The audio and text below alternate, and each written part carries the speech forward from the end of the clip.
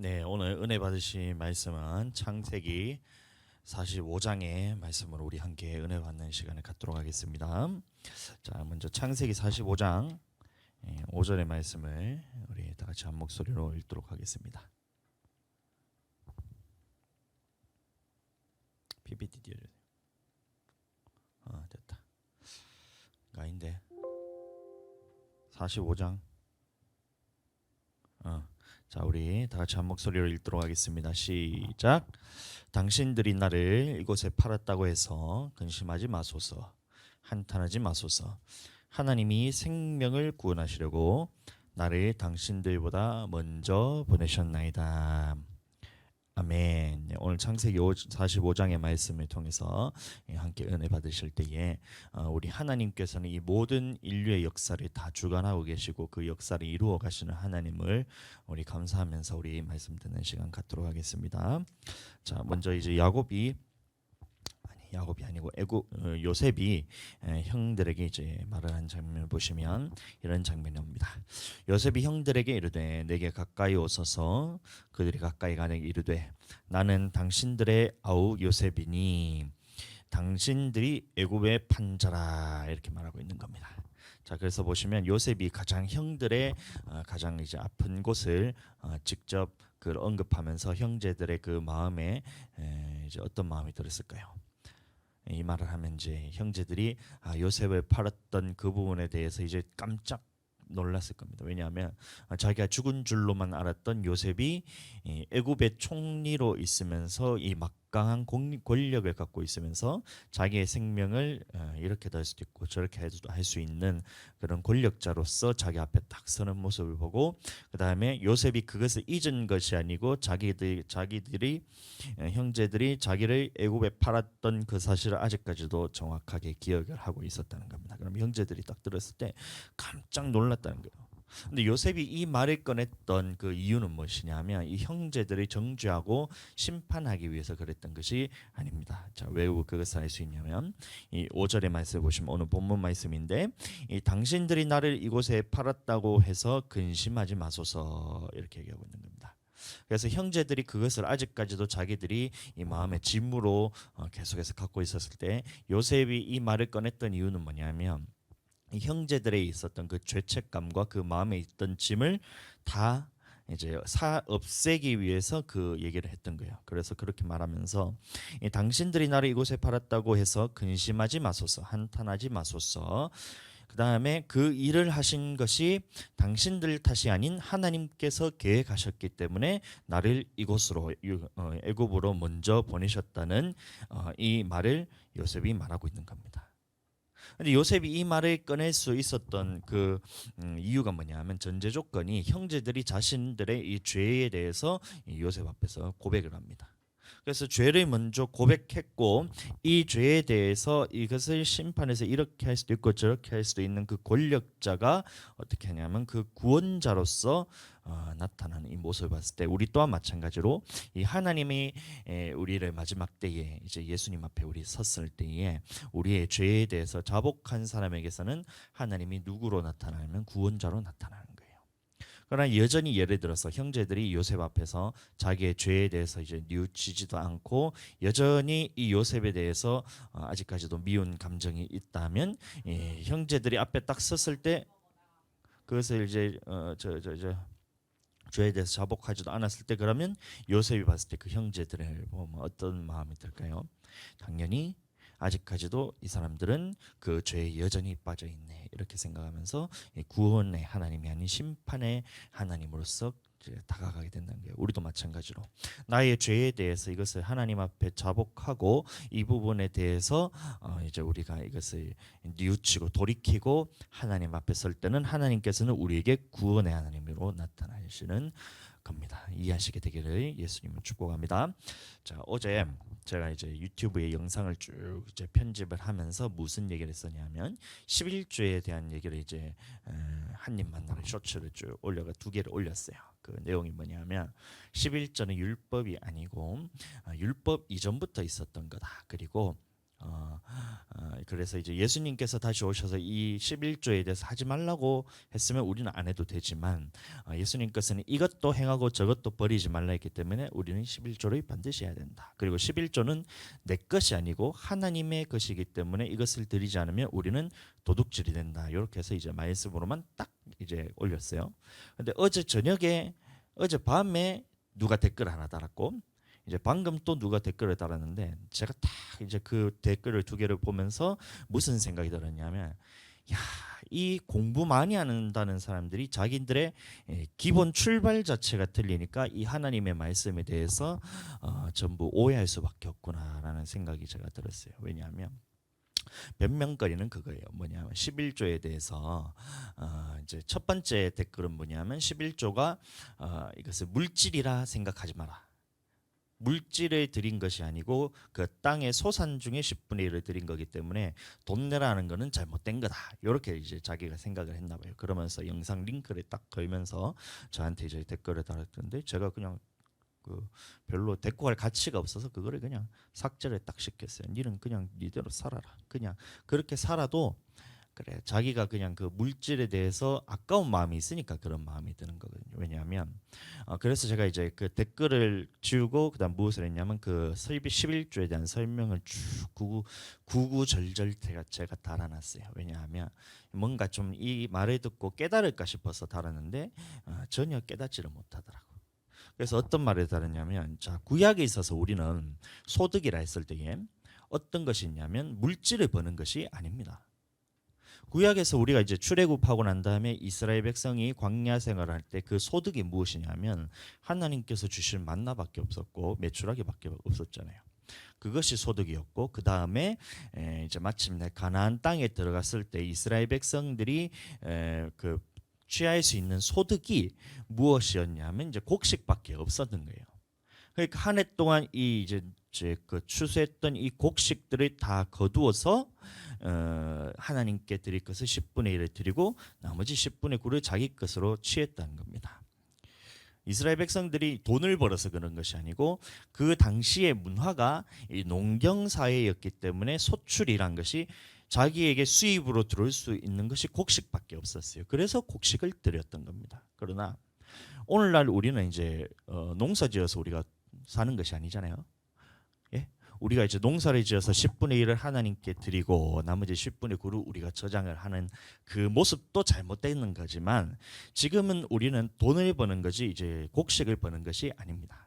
그래서 우리가 하나님 앞에 물질을 드리는 것이 맞고 또 하나 제가 말씀드렸던 것이 뭐냐면 예수님 시대에도 자기의 소득이나 아니면 이런 생활 형편에 맞게끔 그것을 물질로 돈으로 환원해서 하나님께 드렸던 모습을 볼 수 있어요. 그러니까 예수님이 성전에 왔을 때에 하나님 앞에 이 성전궤가 있는데 그것에 이제 자기들이 누구 부자로부터 가난한 자까지 다 와서 그 앞에 연보를 하는 모습을 보잖아요. 그때 봤을 때에 이 과부의 2렙돈을 예수님 넣는 모습을 보고 그다음에 이 여인이 다른 모든 사람보다 많이 넣었다 이 얘기를 했을 때 그것을 보면 우리는 그 당시에도 자기에 있었던 그 소득 중에서 어떻게요 생활비로 했는 그것을 하나님께 드렸다는 것을 우리가 볼 수가 있어요. 그러니까 오늘날 우리도 마찬가지로 이 물질을 누구에게 갖다 줘야 돼? 어디에 갖다 내야 되냐면 성전에 와서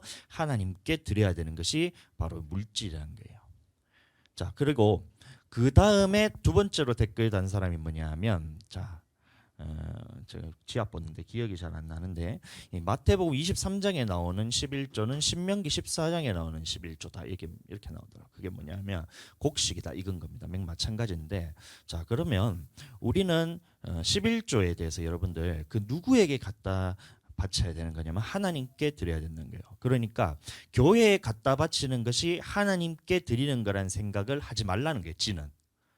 지 생각에는. 왜냐하면 마태복음 23장에 나오는 11조는 신명기 14장에 나오는 11조이기 때문에 교회에 갖다 바치는 것이 아니고 교회에 갖다 바치는 11조가 하나님께 드려지는 거라고 그렇게 우기지 말라고 지가 이제 지 나름대로의 그 생각을 정리해서 저한테 댓글을 했더라고요. 그래서 저는 그 보는 순간 참, 얘는 하나님의 말씀을 성경을 보고 이 하나님의 이름을 두는 곳이 어딘지도 모르고 11조가 뭔지도 모르고 이렇게 생각이 드는 거예요. 자, 보세요.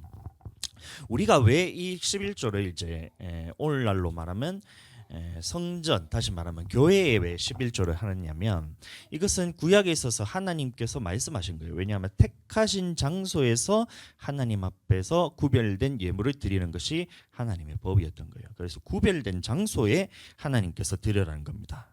그래서 그 사람의 말은 뭐냐면 교회가 구별된 장소가 아니고 성전에 드렸는 건데 성전이 폐하여지면서 이제는 11조는 안 내도 된다는 것이 그 사람의 생각이었던 거예요. 자, 그런데 보세요. 하나님께서는 구약에 있어서도 마찬가지고 신약에 와서도 마찬가지고 구별된 장소를 하나님께서 택하신 곳이 있다는 거예요. 그러니까 우리는 교회로 나오는 거죠. 그 사람은 교회도 안 나갈 거예요. 아마. 제가 잘 모르지만 왜냐하면 구별된 장소가 없기 때문에. 자, 근데 구약에 있어서도 하나님께서는 이 구별된 장소를 택했는데 언제부터 하나님께서 구별된 장소를 택했냐면 이 아브라함 때부터, 그 이전에 노아 때부터, 그 이전에 아담 때부터 하나님께서는 택하신 장소를 두셨던 거예요. 그러니까 아담의 첫째 자손이 누구죠? 가인과 아벨이 하나님 앞에서 구별된 장소에서 하나님 앞에 자기의 삶과 예물을 올려드렸잖아요. 그것처럼 아브라함도 하나님이 나타나셨던 그 장소를 하나님 앞에서 택한 장소를 구별하여서 그곳에 나아가서 하나님 앞에서 예물을 올려드렸던 장면이 있었고, 모세도 마찬가지로 이제는 아무 곳이나 네 형제 중에 보이는 아무 곳에서나 예배를 드리지 말고 하나님께서 택하신, 여호와께서 택하신 한 곳으로 가서 예물을 드려라 했거든요. 그래서 택하신 장소가 그래서 구약의 모세를 통해서 지정된 것은 바로 이 성막이었다는 겁니다. 그래서 여호와께서 만났던 장소가 어디냐면 이 성막에서 하나님께서 나타나셔서 이스라엘 백성과 만났고, 또 이스라엘 백성은 하나님 앞에서 이 예물을 이곳에서 드렸다는 거예요. 그런데 이 예물이 언제 또 바뀌었냐 하면 이 솔로몬이 이 성전을 지으면서 이 택하신 장소가 바뀌었다는 겁니다. 이 성막에 있는 것을 보고 이 다윗의 마음에 어떤 마음이 들었냐면 하나님께서 이 성막에서 살고 계시는 것이 자기가 마음이 아팠다는 거예요. 그래서 나는 이 편벽한 집에 살고 있는데 하나님께서는 여전히 광야에서 천막에서 살고 있는 것이 마음이 아팠다는 거예요. 그래서 어떻게 했냐면 이 여호와의 이름을 둘 곳인 성전을 건축하려고 마음을 먹었습니다. 그러나 다윗이 어떻게 했냐면 하나님 앞에서 피를 많이 흘렸기 때문에 너를 통해서 성전을 짓는 것이 아니라 그 아들인 솔로몬을 통해서 이 성전을 지었다는 거예요. 그리고 이 성전을 지었고 난 다음에 이제 하나님 앞에서 봉헌을 할 때에 하나님께서 약속하신 것이 뭐냐면 이제 이 하나님이 택하신 이 성전에서 영원토록 내가 너와 함께 하겠고 이곳에서 내가 너와 만난다는 약속을 하나님께서 하십니다. 그래서 성전에 우리가 나아가서 그때부터는 성전에 나아가서 자기 있는 물질과 곡식과 있는 소득의 모든 것들, 또 하나님 앞에 드려져야 할 예물들을 다 어디로 갖고 가냐면 이 성전, 예루살렘 성전으로 갖고 갔던 거예요. 자, 그러면 이 당시에도 마찬가지로 예루살렘 성전에도 마찬가지로 그 땅에 소출이 있었으면 그것을 소출을 가져가서 가고, 그 다음에 이제 하나님께 드릴 제물이 있었다면 그것을 하나님 앞에 가져가고, 또 그 길이 멀어서 그것을 제물을 하나님 앞에서 가져오지 못했을 때는 어떻게 했냐면 이 물질을 바꾸어서 하나님 앞에 가져와서 성전에서 그것을 또 제물로 바꾸어서 하나님께 드리고, 이런 것들을 했던 거예요. 다시 말하면 택하신 장소가 있었던 겁니다. 자, 이거 언제까지 왔냐면 예수님이 죽으시고 십자가에 달려서 돌아가시기 전까지는, 성전이 무너지기 전까지는 계속해서 이 예루살렘 성전에서 드렸던 거예요. 그런데 예수님이 십자가에 달려 돌아가신 때에 뭐라 말씀하셨냐면 내가 이 성전을 무너뜨리고 사흘 만에 내가 성전을 다시 세우리라 하면서 예수님께서 이 성전을 다시 세운다 말씀하시면서 이 자기의 육체의 성전이라 그랬어요. 그러니까 많은 사람들이 여기서 착각을 하는 것이 뭐냐면, 자, 구약에서는 봐라, 이 돌단에서 드리기도 했고 성막에서 드리기도 했고 성전에서 드리기도 했지만 예수님께서 이것을 다 무너뜨려서 이제는 어디서 드리냐면 장소가 아니고 네가 원하는 것이면 아무 때나 드려도 된다. 예수님의 몸을 새로 세운 것이기 때문에 이제 믿음으로 드리면 된다라고 이렇게 퉁칩니다. 여러분들, 그러니까 성경을 그것만 보면 안 되고 이 전체를 다 봐야 돼요. 자, 예수님이 성전을 이렇게 허물고 난 다음에 이제 믿음이 있는 예수님을 믿는 사람들이 어디 모였냐 보시면 처음에 이제 마가다락방에서 시작된 예루살렘 교회에 모였던 겁니다. 그래서 교회에 모여서 이 사람들이 하나님 앞에서 11조를 드렸다는 기록이 있느냐면 11조를 드렸다는 기록이 없어요. 그런데 여러분들 11조를 드린 기록이 없어서 11조를 안 한 것이 아니고 여기서 여러분들 믿음을 제대로 가져야 되는 거예요. 11조를 안 한 것이 그 이유가 뭐냐면 자기들의 모든 소유를 다 팔아서 사도들의 발 앞에 갖다 놨다는 겁니다. 여러분들, 그러니까 이 자기의 모든 소유를 다 팔아서 다 드렸는 것이지 11조를 드리지 않았다는 거예요. 이해가 되세요? 왜 11조에 대한 기록이 없냐 하면 11조를 이제 예수님이 없애버려서 없어진 것이 아니고 예수님 시대, 다시 말하면 예수님이 십자가에 돌아가신 그 이후로부터 초대교회가 생겼을 때에 그 초대교회 성도들이 어떻게 했냐면 자신의 소유를 다 팔아서 사도들의 발 앞에 갖다 놨다는 겁니다. 그래서 11조가 없어진 거예요. 초대교회에. 이해가 되세요? 근데 이것을 보고 11조가 없어졌다는 거예요. 그리고 11조를 교회로 안 갖다 놨다. 교회로 갖다 바친 것이 아니니까 자, 이제 예수님이 새롭게 육체로서 이제 성전을 허물고 자기 육체를 다시 세웠으니 이제 믿음으로 우리는 그 11조를 안 해도 된다라고 이렇게 착각하는데 그게 착각입니다, 여러분들. 자, 구약에서는 여러분들 하나님 앞에서 10분의 1을 다 갖다 드렸어요. 그래서 이것은 여러분들 그거에 대해서는 부정할 사람이 아무도 없을 겁니다. 그럼 이제 신약에 와서가 문제인데 11조에 대해서 이제는 어떻게 해야 되는 거냐면 여러분들 드리고 싶을 때 언제든지 드리면 되는 거예요. 네?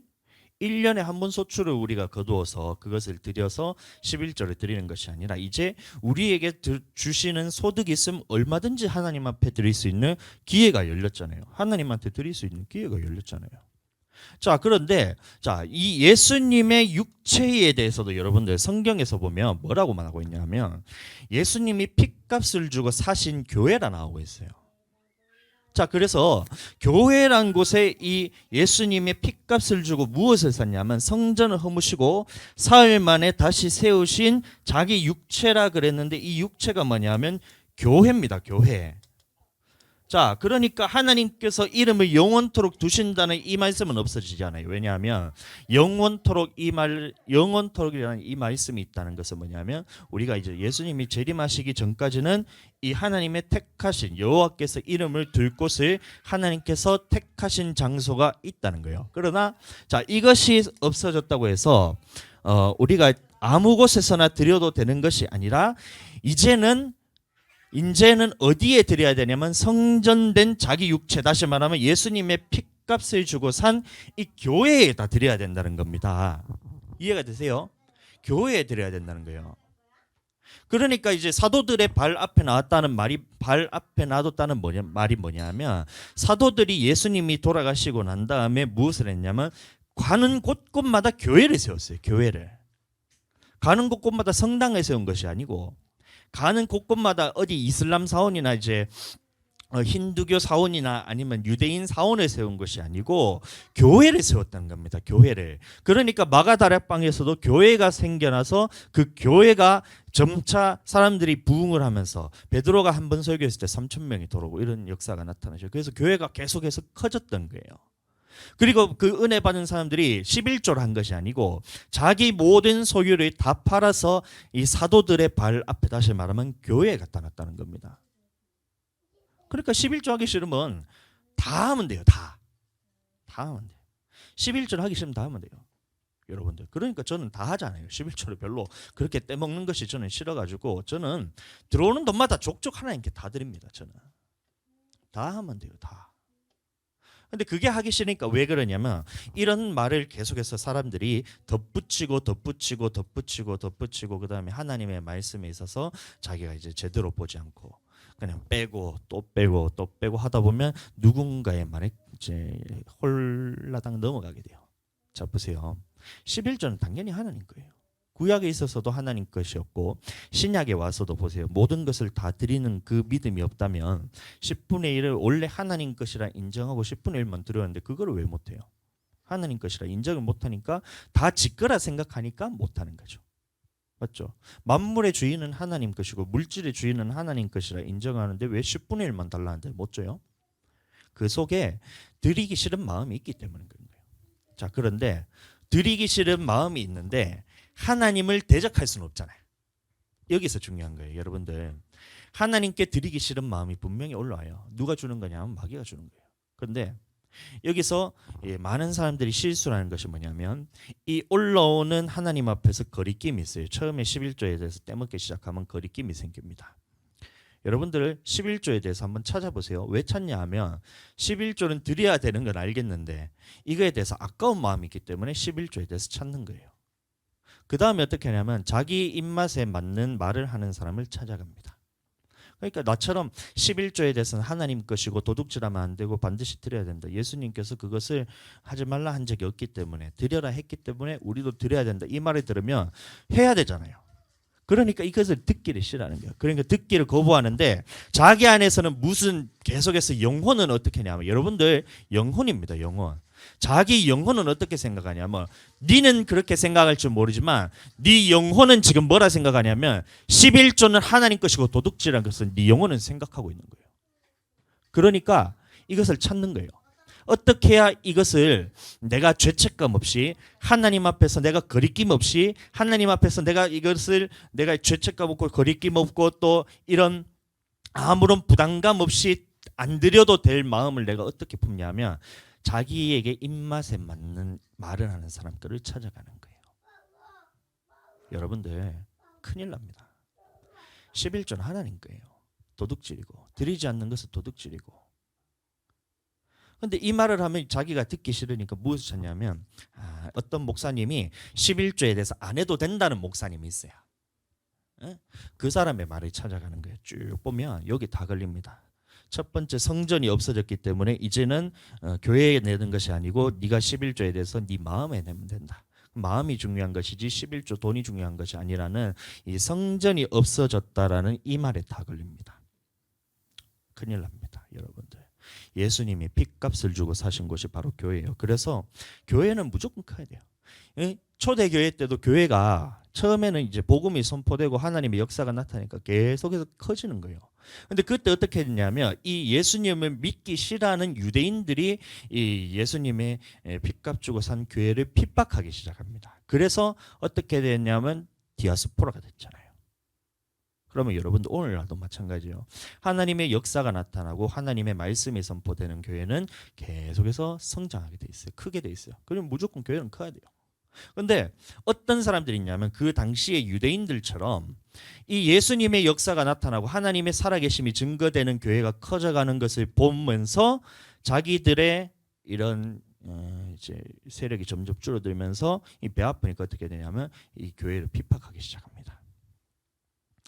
그러니까 11조 하기 싫으면 제가 계속 얘기하잖아요. 다 드리면 된다. 초대교회 백성들처럼 초대교회 성도들처럼 네 거라 생각하지 말고 다 하나님 거라 생각하고 다 드리면 돼요. 그러면 11조 안 해도 돼요. 근데 아까운 마음이 들면 어떻게 돼요? 마귀에게 넘어가서 그러면 둘 중에 하나입니다. 아까운 마음이 들 때는 그 마음을 이겨서 더 드리든지.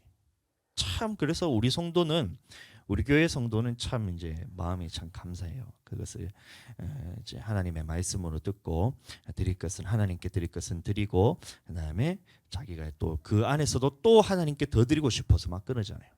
그것은 잘 된 거예요. 그리고 이 사도들의 발 앞에 뒀다는 그 말이 뭐냐 하면 초대 교회의 성도들이 사도들이 그 교회를 다 세웠잖아요. 그 사도들의 발 앞에 둔 거예요. 그럼 또 이런 말을 합니다. 뭐냐면 오늘날 목사가 사도가 아니고 제자가 아니기 때문에 사도가 아니고 제자가 아니기 때문에 목사님한테 드리는 거는 잘못된 거다. 이렇게 하고 있어요. 누가 내한테 달라 그랬나? 11조 주면 내한테 달라 그랬어요? 제가? 여러분들, 저는 우리 교회에서 사례비를 저는 안 받아요. 왜 그러냐면 저는 물질이 들어오면 다 하나님께 드리는 거예요. 사례비 주면 저는 그대로 하나님한테 다 드릴 거예요. 예? 이해가 되세요? 목사한테 주는 게 아니라니까요. 목사한테 주는 것이 아니고 하나님이 세우신 교회, 예수님의 핏값을 주고 산 성전, 몸된 교회를 세우기 위해서 거기 다 쓰는 거예요.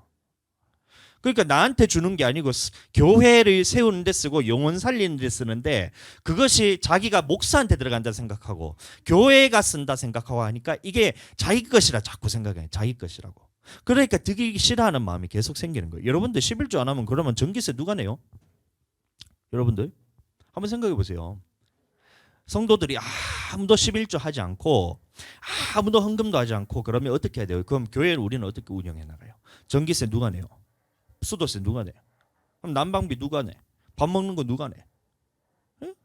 그다음에 악기랑 이런 하나님의 성구들 사고 이런 모든 것들에 대해서 재반을 누가 해요? 그러면 여러분들 누가 해야 돼요? 목사가 해야 돼요? 아니잖아요. 하나님 앞에서 드려진 11조로 다 이런 것들이 다 이루어지는 겁니다. 그래서 들어오는 모든 헌금들을 하나님의 뜻에 맞게끔 어떻게 쓰라. 그다음에 선교 헌금도 하고 우리가 구제 헌금도 하고 이렇게 해서 가난한 사람들이 돕고 이래서 교회 이름으로 우리가 지금 해나가잖아요. 내가 먹는 것이 하나도 없다니까요. 무슨 그것을 교회 목사가 돈이 이거 눈이 돌아가지고 돈 벌려고 그렇게 11조에서 막 헌금을 강조한다 하는데, 제가 무슨 그 돈에 눈이 멀어서 제가 11조를 강조했어요. 하나님의 말씀에 하라 했으니까 제가 하라 했지. 여러분들 저한테 돈이라도 주고 그런 얘기를 하든가. 주면 저는 그거 그대로 하나님께 다 드린다니까요. 왜냐? 저는 물질에 대해서는 하나님 것에 대해서 저는 손대고 싶은 마음이 전혀 없어요. 그러니까 하나님께 다 드린다니까요. 그런데 왜 자기들은 그 마음에 아까운 마음이 들어서 하나님 것이라 인정하기 싫은 마음이 들어서 안 드리면서도 그것을 안 드리는 것을 맞다고 얘기하면서 그렇게 우기고 다니냐고요. 어디 하나님께서 그것을 아무 때나 네 마음대로 써라 그랬어요. 11조를. 11조는 하나님의 것이니까 하나님의 것으로 돌려드리라 그랬지. 이해가 되셨죠? 하나님 것이라니까요. 교회 목사가 먹는 게 아니고 교회 목사가 먹어도 드려야 그 참배 아프세요, 제가 여러분들. 우리가 한 달에 생활비가 없어요. 그래서 우리가 조금 이제 그 11조 하는 거 뭐 꼴라당 뭐 몇십만 원 되는 거 우리 목사가 다 먹는다고 여러분들 한번 생각해 보세요. 그러면 여러분들 그게 아까우세요? 사도 바울이 얘기하기를 우리가 신령한 것으로 너희에게 심었으니 너희로부터 썩어질 것으로 거두는 것은 마땅하다 그랬잖아요. 하나님의 말씀을 선포해서 내 영혼을 살리는데 그것에 목사가 먹는 것이 아깝다 생각하는 것도 이상한 거고, 안 먹는다니까요. 저한테 돈 주는 게 아니라니까요. 저는 이제 사례비 받으면 그대로 다 하나님께 다 드릴 거라니까요. 저는 나한테 주는 것도 아닌데, 근데 왜 그 아까운 마음을 줄까요? 왜 그것을?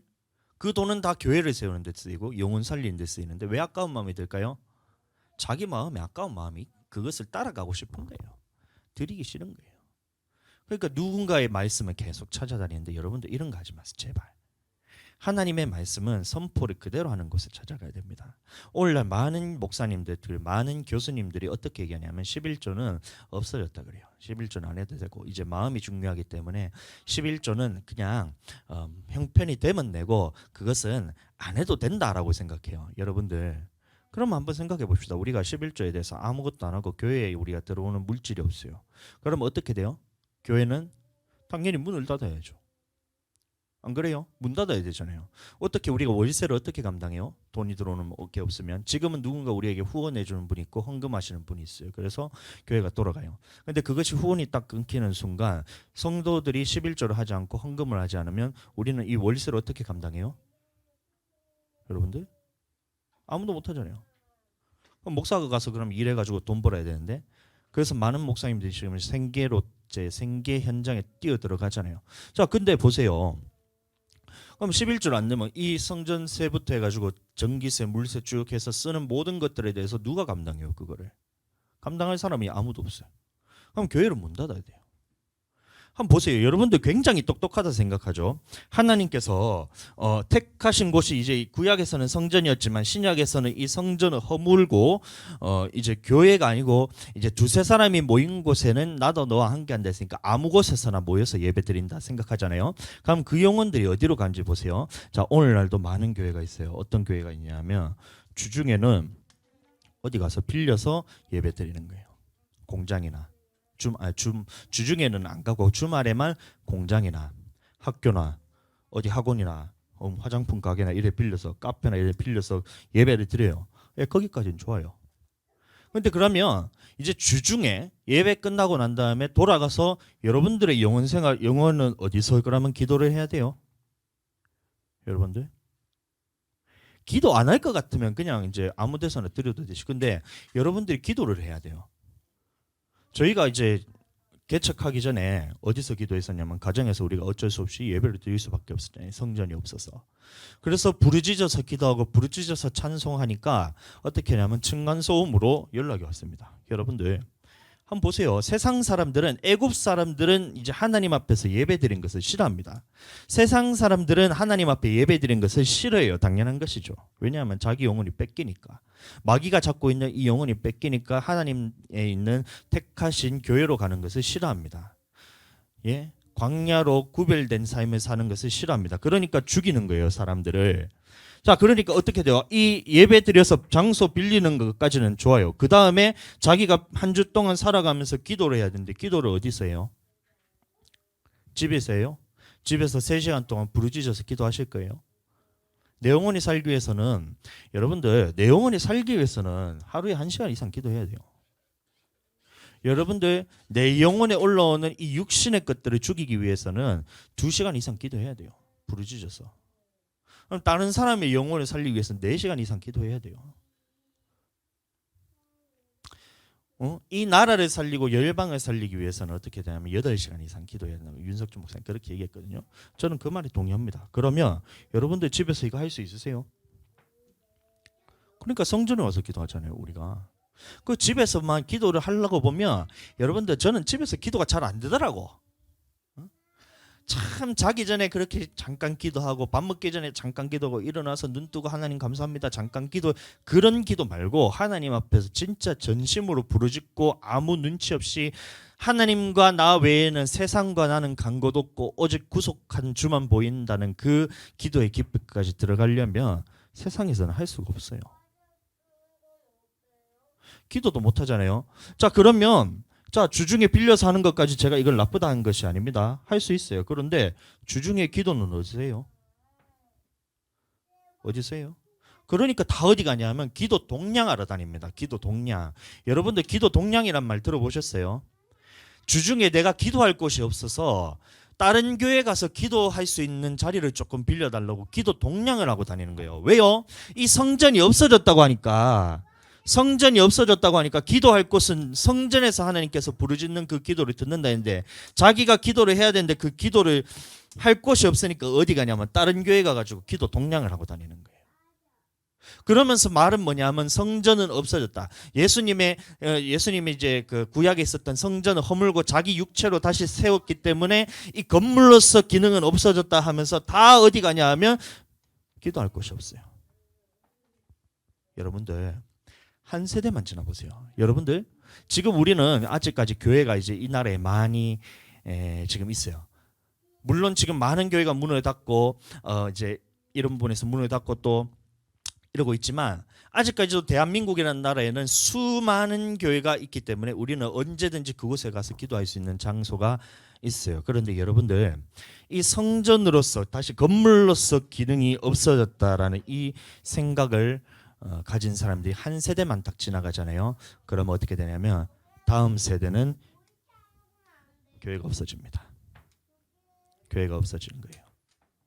교회가 없어지고 그 다음에 어떻게 되냐면 하나님께서 택하신 곳이 구별된 장소가 없기 때문에 아무 곳에서나 예배를 드리게 되는 거예요. 아무 곳에서나 예배 드리고 자 그리고 난 다음에 보세요. 11조나 이런 헌금들을 어디 주자고 얘기하냐 하면 구제하고 이것을 선교하는 데 쓰자고 자꾸 그러는 거예요. 여러분들 생각을 한번 해보세요. 왜 그것을 자꾸 구제를 하고 선교하는데 자꾸 이 돈을 다 쓰냐고요. 예수님께 이제 그 이방인에 있는 여인이 찾았어요. 귀신 들린 딸내미가 찾아와가 귀신들이 딸이 있는 여인이 찾아와가지고 예수님께 이 나를 불쌍히 여기소서, 나를 불쌍히 여기소서 예수님께 왔을 때 예수님 뭐라 했냐면 자녀에게 줄 떡을 개들에게 주는 게 마땅하지 않다라고 얘기했어요. 그때 여인이 뭐라 했냐면 주여 올소이다마는 개들도 땅에 떨어진 부스러기를 먹습니다 이렇게 얘기했다는 거예요. 그러면 가장 먼저 누구에게 줘야 되냐면 자녀에게 먼저 줘야 돼요. 그러니까 교회에 있는 모든 물질에 대해서 우리는 어떻게 써야 되냐면 성도들을 다 먹여야 되는 거예요. 성도들을. 필요한 사람이 있으면 이 사람에 대해서 찾아 미기고 이 사람이 어려운 것이 없나 해서 돌아보고 또 이 사람이 무언가 하나님 앞에서 바쳤을 때 하나님 앞에 드렸을 때 이것을 가지고 무엇을 해야 되냐면 교인들이 어떻게 어려움을 가지고 있는 것을 보고 그것에 하나님의 뜻에 맞게끔 줘야 되는 것이 바로 이 물질관이란 겁니다. 그러니까 이번 추석에도 이제 선물들이 우리한테 다 들어오잖아요. 그러면 제가 가장 먼저 뭘 하냐면 이걸 누구한테 주지? 이걸 누구한테 주지? 하면서 쭉 하다 보니까 이 선물들로 다 이제 필요한 사람들을 다 주고 그 다음에 우리 교회 성도한테도 선물 주고 그 다음에 우리 교회 성도님 어머님이 계신데 성도님 어머님이 또 우리를 위해서 기도하고 또 헌금하고 계시니까 필요한 것이 있으면 그곳에 먼저 주고 우리 거는 아무것도 가진 게 없어요. 그럼에도 불구하고 다 이제 누구한테 줄까 해서 이제 더 이상 줄 사람이 없다라고 생각하고 있는데도 그럼에도 더 이제 선물이 들어오는 거예요. 그제서야 내가 먹기 시작하는 거예요. 가장 먼저 자녀들에게 먹이고 그 다음에 땅에 부스러기 흘린 것들을 구제하고 선교하는데 거기서 써야지 다 구제하고 선교한다면서 교회 세운다면서 그거를 후원한다면서 기존 성도들 걸 다 뺏어가지고 다른 사람한테 줘요. 내 거 다 뺏어가지고 딴 사람한테 다 줘요. 그러면서 그거를 우선순위로 또 여러분들 물론 헌신이 필요하지만 그렇게 되면 여러분들 성도들이 사는데 숨이 막혀요. 그러니까 가장 먼저 자녀들에게 드리는 게 마땅하다는 하나님의 말씀대로 딱 해야 되는데 자 보세요. 교회 성전이 없다 하면 어떻게 돼요? 다 자기 마음대로 쓰겠지. 그 돈을 가지고. 여러분들 11조에 대해서만 잘해도 여러분들 교회는 무너지지 않습니다.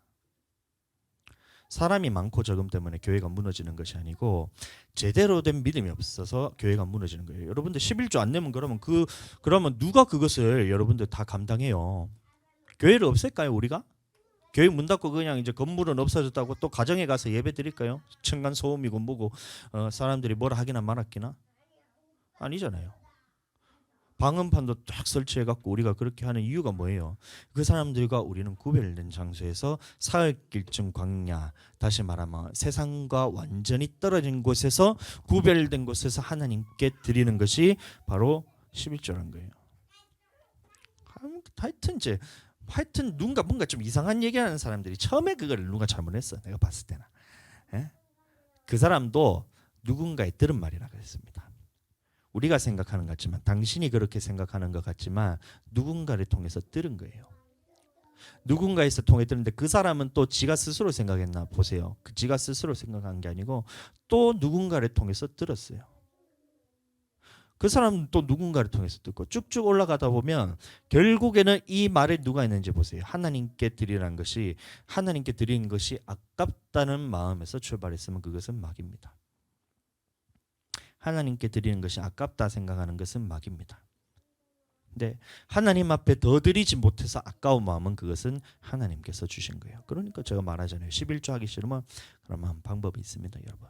뭐 어떻게 해야 되냐면 다 드리면 됩니다. 하나님 것에 대해서 모든 것이 다 하나님 건데 10분의 1을 드리는 것이 아까우면 방법이 있어요. 다 드리면 돼요. 먹고 사는 것에 대해서 여러분들 신경 쓰지 마세요. 먹고 사는 것이 뭐가 중요해요, 여러분들?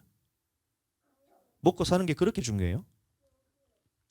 내가 이 땅에서 잘 먹고 잘 사는 것이 그렇게 중요하세요? 하나님께 다 드려보세요. 이 세상 무엇보다도 하나님께 다 드려보세요. 그러면 하나님이 한 번도 굶기신 적이 없어요. 여러분들 풍요하게 하시는 분이 하나님이세요. 하나님을 인정하기 싫으니까 자기가 번 돈 자기가 다 그냥 홀라당 지것으로 하면 그 재물 얻은 능력을 누가 주셨는지 하나님 한번 생각해 보세요. 하나님이 주셨는데 재물 얻을 능력도 하나님께서 주셨는데 그러면 그 물질 다 하나님 거잖아요. 근데 10분의 1만 달라는데 그게 드리기 싫다? 여러분 어느 순간 그 아무리 저축하고 해봐야 홀라당 날아갑니다. 과도하게 아껴도 하나님 앞에서 가난한 자가 있고 항상 하나님 앞에 쓰는데도 불구하고 부유한 자가 있다 그랬어요. 저는 가난하고 싶지 않아요. 그러니까 저는 하나님께 다 드린 겁니다. 이해하게 되시길 축복합니다. 그래서 어디에 드렸냐? 바로 이 택하신 장소인 교회란 것입니다. 교회 얘기가 나왔으니까 한번 제가 계속해서 말씀드리는데 여러분들 교회 크기에 대해서 왜 여러분들이 자꾸 신경 쓰세요? 교회 크기에 대해서 여러분들이 왜 신경 쓰세요?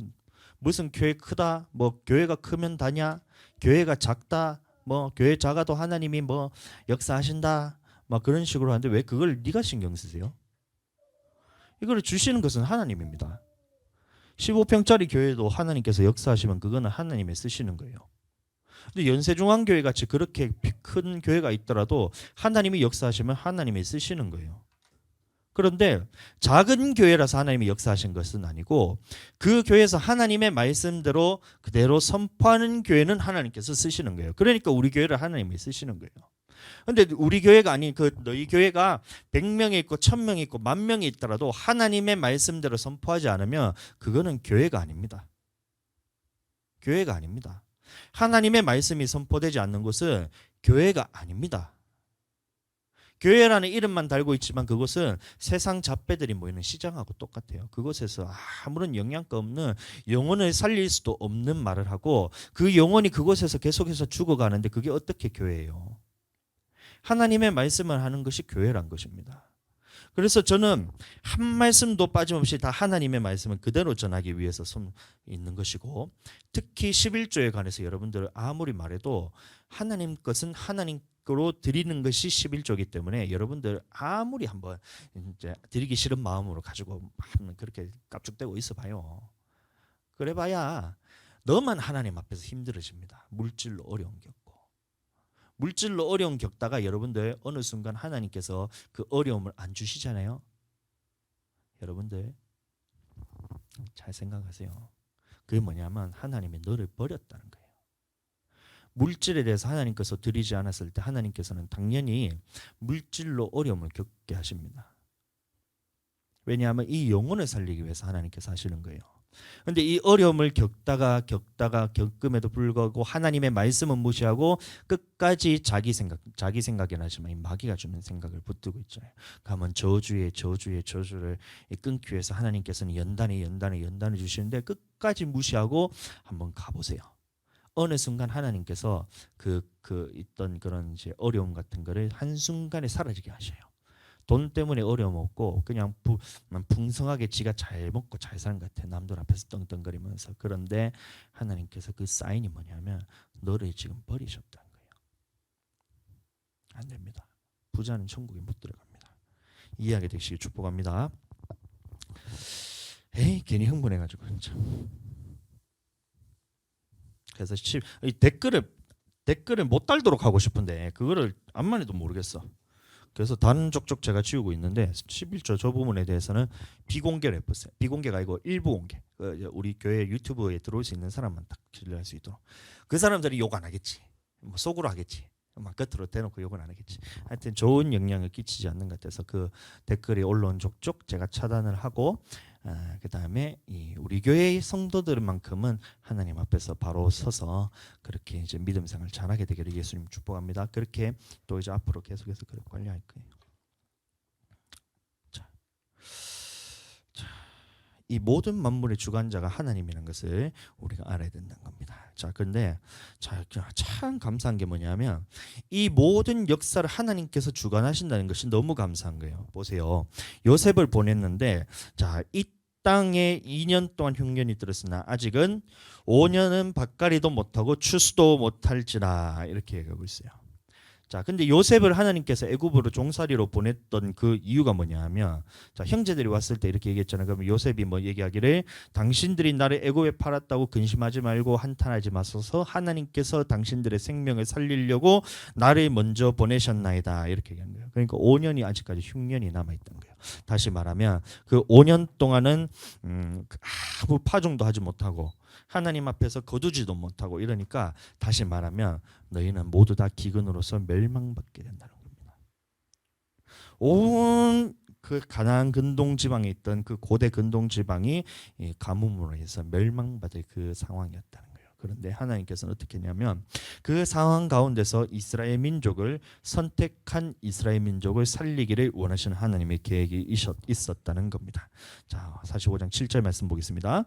하나님이 큰 구원으로 당신들의 생명을 보전하고 당신들의 후손을 세상에 두시려고 나를 당신들보다 먼저 보내셨나니. 자, 보시니까 하나님께서 왜 이 나를 애굽으로 보내셨냐면 먼저 애굽으로 보내셨냐면 첫 번째는 이스라엘 민족을 그 당신들의 가족을 요셉의 가족을 구원하기 위해서 먼저 보내셨는데 그 다음에 뭐냐면 당신들의 후손을 세상에 두시려고 이렇게 얘기하고 있던 거예요.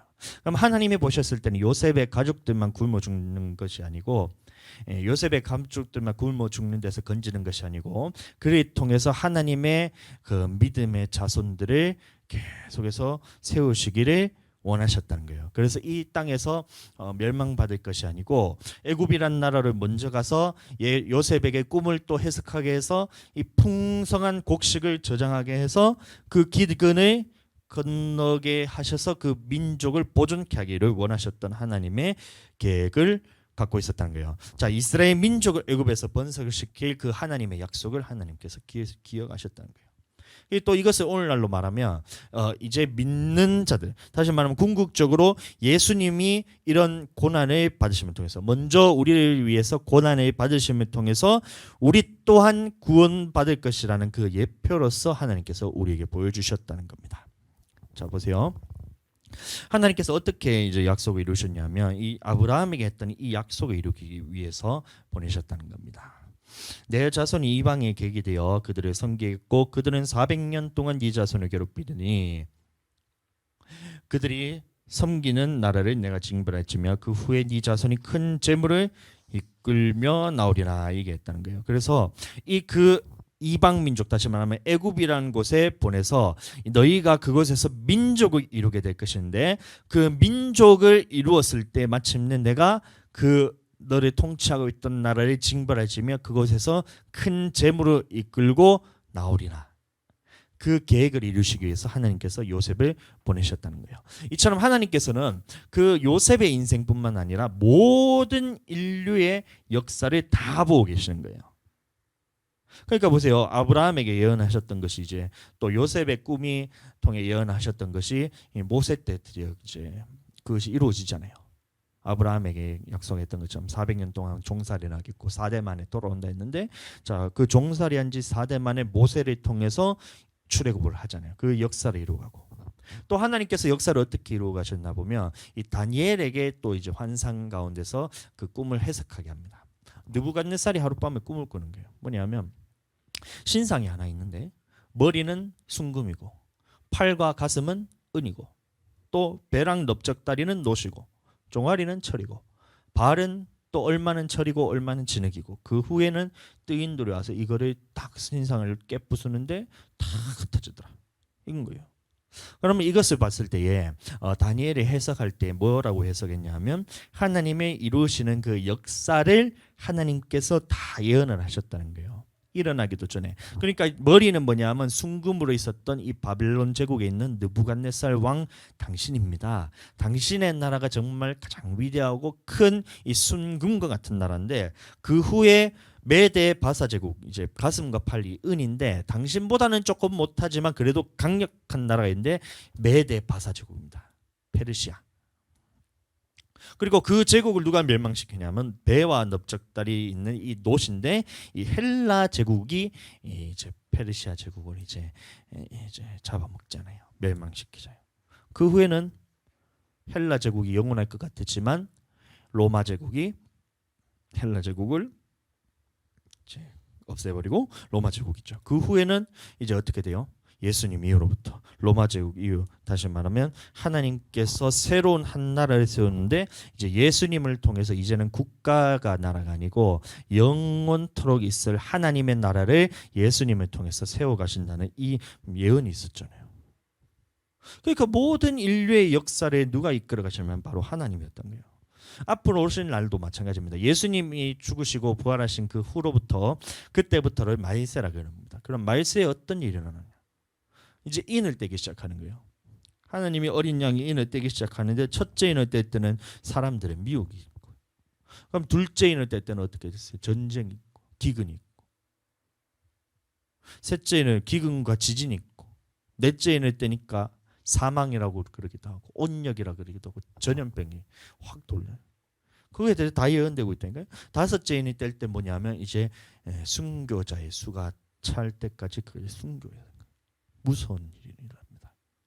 여섯째 인이 일어나면 때면 어떻게 되냐면 이제 하늘로부터 큰 지진이 있어서 하늘로부터 별도 떨어지고 큰 징조가 있고, 또 세계 대전에 이제 조짐이 또 보이고, 그다음에 마지막으로 이스라엘에 있는 온 민족이 회개하면서 복음을 받고 돌아왔을 때에 이제 마지막에 일곱째 인이 떼지는 거예요. 일곱째 인은 딱 떼는 순간 반시쯤 고요하더니 이제 일곱 나팔이 불리잖아요. 여러분들, 그러니까 이 모든 역사의 주관을 누가 하시냐면 바로 하나님께서 하신다는 겁니다. 그럼 일곱째 나팔 불렸을 때 그러면 전 3년 반 환란에 우리가 들어가게 됩니다. 그때 되면 하늘로부터 막 별이 떨어지고 우박 같은 것이 떨어져가 막 땅에 3분의 1이 죽고 3분의 1이 죽고 3분의 1이 죽고 이런 것들 있잖아요. 천재지변으로서 이 나라가 그냥 막 쑥대박히자는 거예요. 이 지구가. 어떤 사람은 이것을 비유를 하는데 그것을 왜 네 맘대로 생각하세요? 사도 요한이 뭐라고 얘기했었냐면 이것은 내가 본 것을 기록했다 그랬는데 왜 너는 그것을 비유라고 생각하냐고요. 본 것을 기록했다는 거예요. 다니엘이 그 예언했을 때도 그것이 다 이루어진 것처럼 이것은 앞으로 우리에게 일어날 일들에 대해서 생생하게 기록한 거예요. 그러니까 천재지변이 일어난 거예요. 하늘에서 우박 같은 것이 땅에 떨어지면서 바다의 3분의 1이 죽고 강의 3분의 1이 죽고 이런 것들이 그대로 일어난다는 겁니다. 그리고 네 번째 인 떼고 다섯 번째 나팔 불릴 때, 네 번째 나팔 불, 다섯째 나팔 불릴 때 또 어떤 일이에요? 생물학 전쟁이라고. 여섯째 나팔 불릴 때 핵 전쟁이 일어나고 이런 것들이 성경에 그대로 기록되어 있다는 거예요. 그러니까 우리는 지금 이제 우리가 많은 사람들이 생각하기를 한 다섯째 인 뗄쯤 이제 떼고 있고 이 여섯째 인님이 한 떼지기 직전이라면서 그런 식으로 다들 얘기를 하고 계시는데, 여러분들, 우리는 이 말세에도 하나님께서 역사하시고 이끌어 가시는 그 주관하시는 하나님을 믿어야 되는 겁니다. 마지막 때가 되면 될수록 어떤 일들이 일어나냐면 사람의 미혹이 많이 일어나는 거예요.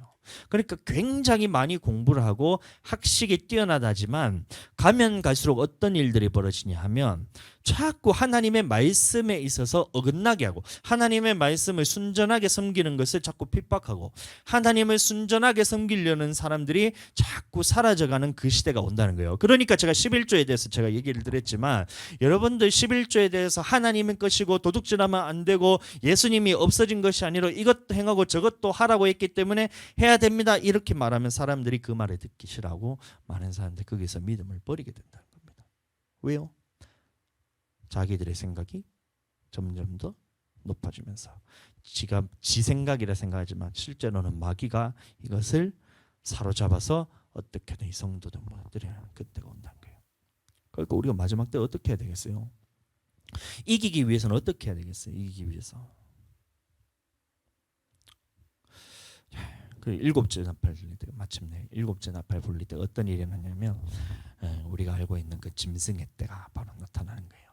예수님을 믿는 믿음과 하나님의 말씀을 지키려는 것 때문에 목배임을 당한다는 그 시대가 지금 온다는 게, 우리도 그때 다 이제 믿음을 끝까지 붙들고 순교할 사람은 마땅히 칼에 죽일 자는 죽고 사로잡힐 자는 사로잡혀 가라 했잖아요. 그러면 그때는 끝까지 우리가 인내로서 예수님이 맞다, 하나님의 말씀이 맞다라는 생각을 가지고 살아야 있어야 된다는 겁니다. 그때 살아야 된다는 거예요.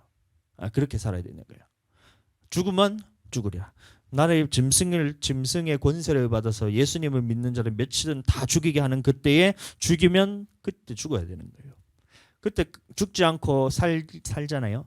여러분들 어떻게 되는지 아세요? 마지막 때에 짐승의 권세를 줘서 예수님 믿는 자는 며칠은 다 죽이는 그때에 내가 예수님을 부인하고 조금 목숨을 연명하려고 그렇게 살려고 살잖아요. 그럼 어떻게 되는지 아세요? 일곱째 나팔이 불린 다음에는 일곱 대접이 쏟아집니다. 진노의 7 대접이란 거예요. 하나님의 진노가 쏟아지면 그때는 이제는 회개할 기회도 없는 거예요. 모든 남아있는 자들은 하나님을 비방하고 이러는 거예요. 회개할 기회를 얻지 못하고 오히려 하나님을 막 대적하고 이런 거예요. 그때까지 남아있으면 모두 우리도 똑같습니다. 똑같이 됩니다. 하나님을 대적할 수밖에 없는 거예요. 그리고 마지막 7번째 대접이 딱 쏟아지면 어떻게 되냐면 이 온 세계가 다 이제 종말에 오는 거예요. 얼마나 하나님의 전체적인 계획에 봤을 때 우리는 인생이 굉장히 길다고 생각하지만 얼마나 짧은 인생이에요. 태초부터 종말의 시대도 굉장히 긴 것 같지만 하나님이 보셨을 때는 찰나와 같은 순간입니다. 여기서 내가 얼마나 더 막 11조를 뭐 하니 많이 하면서 그렇게 막 하나님 앞에서 더 드리지 못해서 이 땅에서 살기를 그렇게 발버둥 치면서 살아가세요. 빨리 죽을 생각 안 하고 천국 그 죽고 난 다음에는 어떻게 돼요? 대접이 쏟아지고 난 다음에 영원토록 이제 하나님 안에 천국에 들어가든지 아니면 영원토록 불타는 불못에서 고통받으면서 살면지 둘 중에 하나밖에 없던데 선택을 잘 하셔야죠. 이해가 되시죠? 여전히 11조 안 할 사람은 하지 말고 하실 분들은 하시고 그렇게 사는데 웬만하면 나는 천국에 살기를 원해요. 응? 천국에 그 11조 안 했는 거 그거 다 들고 갈 수 있으세요? 여러분들? 못 가잖아요. 죽으면 심화인데 뭐하러 그걸 뭐 바둥바둥 받으면서 막 지가 뭐 11조를 뭐 가져봐야 얼마나 갖겠어요? 뭐 1,000만 원 하겠어요? 1억을 하겠어요? 고작 몇십만 원 되는 그 돈 가지고 아까워가지고 달달 떨면서 안 부끄러우세요? 자기 11조가 막 몇 억쯤 되면 내가 그거를 뭐 아까워하면 이해는 된다. 근데 고작 10만 원, 20만 원, 뭐 많아봐야 아마 50만 원 되겠지 뭐.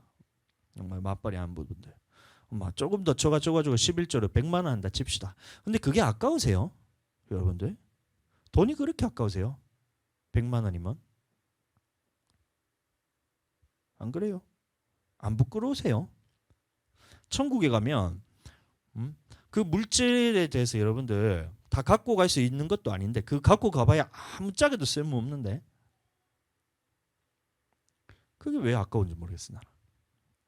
다 그냥 들어오는 족족 하나님 다 드리면 그게 제일 속 편하고 좋고 아까운 마음도 안 들어오고 다 드리면 되는데 왜 그러죠? 목사한테 주는 거라서 아까워요? 응? 뭐 마음대로 하세요. 목사한테 준다고 생각하고 안 할 것 같으면 마음대로 하세요. 그러면 교회는 문 닫는 겁니다. 교회 문 닫아야죠. 참 그 성도가 다니는 교회 목사님이 참 저는 긍휼한 마음이 생겨 안타까운 마음이 생겨요. 어떻게 이제 성도가 그렇게 믿음이 있는 척하지만 또 누구 목사님 말 들었을 거 아니야 또 누구 또 그 교수 누구 교수의 말 들었을 거 아니야 누구 목사님의 말 듣고 그게 지가 맞다고 생각하고 동의가 되니까 아까운 마음이 드니까 지가 아까운 마음이 드는데 이거를 어떻게 하면 안 드릴까 생각하고 찾다 보니까 안 드려도 된다는 이 목사가 말하는 것을 지가 선택을 했을 거 아니에요. 그러면 그 담임 목사는 뭐예요? 얼마나 안타까운지 몰라요. 저희는 한 말씀도 하나님 앞에서 뺄 생각이 없어요. 제가 교회를 이것 때문에 하나님의 말씀을 선포하는 것 때문에 교인이 떠나가고 하나님의 말씀을 제대로 선포하는 것 때문에 교회가 어려지면 그거는 나는 상급입니다. 저는 그래서 물러설 생각이 전혀 없어요. 네가 뭐라 하기나 말하기나. 근데 내가 이 성도들 때문에 눈치 보면서 또 혹은 누가 그런 이 잘못된 사상을 가져와서 저를 공격하는 것 때문에 두려워서 제가 하나님의 말씀을 빼고 전하거나 아니면 하나님의 말씀을 내가 더해서 전하거나 이렇게 되면 그거는 저는 이제 하나님 앞에서 심판받을 짓입니다. 영혼이 살아나야 되는데 내가 죽이는 말을 해주잖아요.